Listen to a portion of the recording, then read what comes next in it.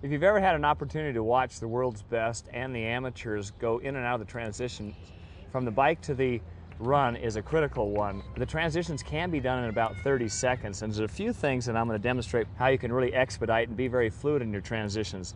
The first thing, at the end of the bike, you've got to look at your position. Well, you're kind of in a pretzel right now. Your hip flexors are really tight, low back is tight, neck can be kind of tight. How do you alleviate all that?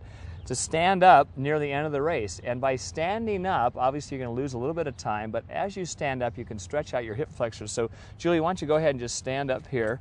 And as you stand up, you can actually push your hips forward as best you can. In doing this, that stretches out the hip flexors here and starts to stretch out the low back. And also have her drop her heels down, so that stretches out the calf, the position that you're going to be in the stance phase during the run. You do this several times. Sit down, pedal again.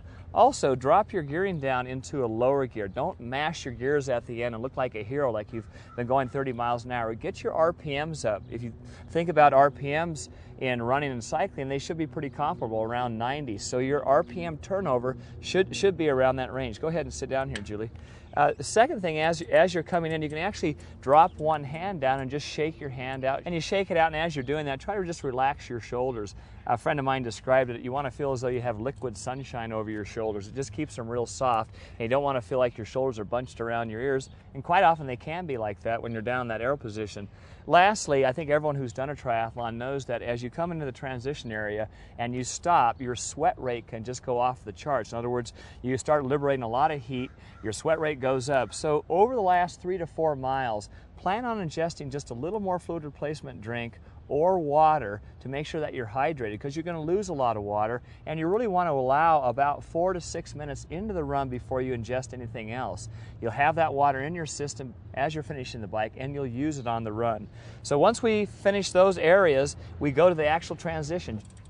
She's unclipping her shoes right now, and she can actually put her feet on top of the pedals if she has to pedal in, so she can finish her pedal strokes over the last quarter to half mile just like this. Okay, go ahead and dismount for us, Julie. So she's off the bike. First thing she does is unclip her helmet, and we've seen a lot of people go out in the transitions with their helmets on. That's not a good look. She's putting her shoes on. She has quick ties, and so she just pulls the tongue up, pulls down on the quick tie, that locks it in, and shoe number 2. Grabs her hat, and if you have a race belt, she's off, ready to go. Beautiful. So remember, when you're doing these transitions, this second one, the bike to the run, as you're coming in, make sure you stretch out those hip flexors. Come up into a standing position. Drop your heel down to stretch out your calf so your legs are ready to run. Take a sip, anywhere between 4 to about 8 ounces of your fluid replacement drink over the last 3 miles. Shake your hands out if you're kind of tight, and make sure that you practice the sequence when you get off the bike. What are the steps that you're going to go through? Generally, helmets off, shoes on, race belt, hat, sunglasses, boom, you're ready to go.